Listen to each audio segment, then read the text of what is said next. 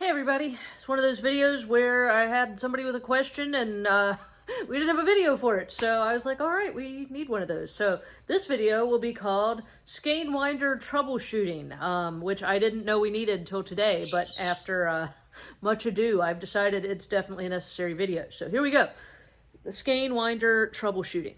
Okay, so this is the Skein winder. On my last video, basically why I'm making this is my first video I made about the skein winder was on my 8-ounce bullfrog. So I wanted to show that the skein winder, it's a one-size-fits-all situation.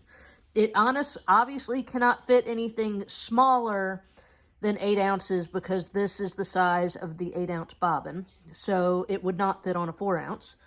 This is a 12-ounce, my Echo. So I'm filming this on my 12-ounce Echo.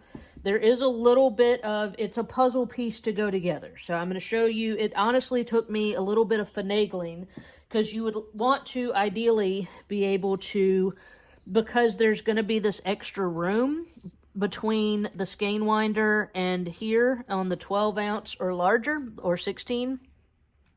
You want to be able to use the orifice to kind of, it doesn't really lock it in place, but it does help to steady it. So you want that peg to be able to come through.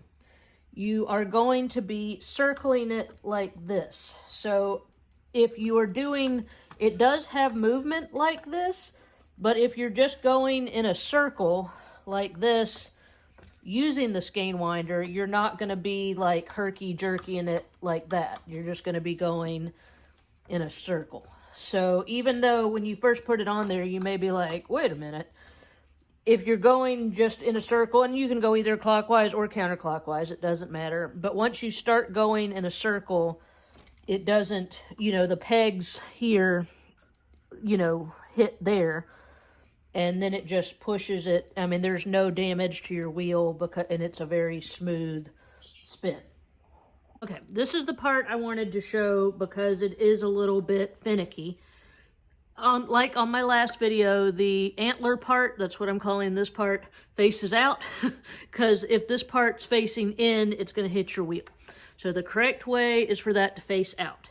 So you're going to take, you can see how this thing, if you look at it, and you know that you're going to have a flat end on both sides, like that. You know that you have to get this part to go on the back so that the pointy parts face out. So the first thing you do, slide that on.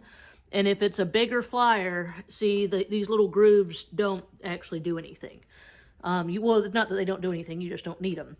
So that's going to slide on like that. And then this other piece, so you've got the flat part and you want it facing out. So I'm going to pull this back. This one, and this is where you may, when you first put it on there, see how there's this little gap here? And at first I thought that I couldn't get it to, I thought it was running into something on my B, which was smaller. But then when I was messing with it on this, I was like, well, there's absolutely nothing that it's hitting. I was like, it's not hitting pegs, it's not hitting the wheel. I was like, why is this not closing? The reason it's not closing right is you have to kind of lean your wheel back, and I hope I'm not in the way here, and you'd be able to see, let me adjust the camera so you can see what I'm talking about. You're going to see your metal peg in this hole. So kind of pull this up, and there you go. And so that's what you're doing. It kind of hangs just due to the weight. Tilt your wheel back. You will see the metal rod in this hole. Push up just a tad and kind of, shimmy it around a little bit till it fits in there. And then, boop, the metal rod will poke right out. And then once you do that, then you can take your orifice bar, orifice hook, or whatever it is you got, and just stick it on there just like you would any other one, like so. And so then you see the gap is gone, the orifice hook is on the front.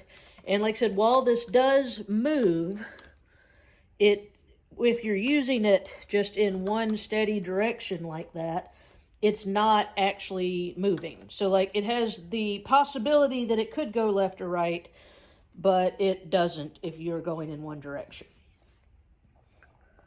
Once again, this was an impromptu video.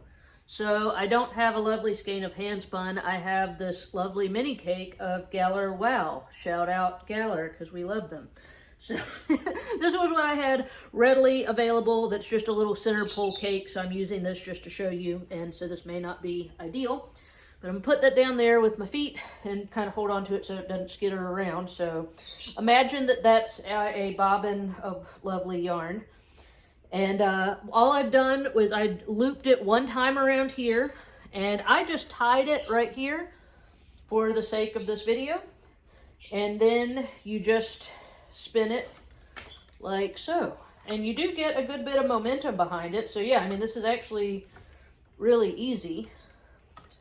And it's going on there just absolutely perfect. All the yarns are going in, you know, nice even direction.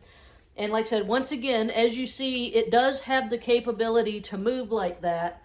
But since I'm going in one direction, it's not.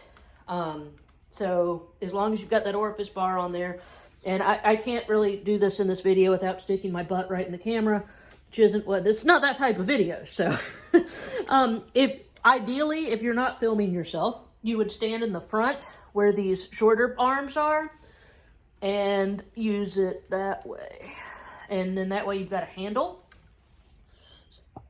This is a view looking down. So like I said, see, there is that left to right play, but if you're going in one direction, it's not moving, because you're just, once it presses one time, it's going in the right direction.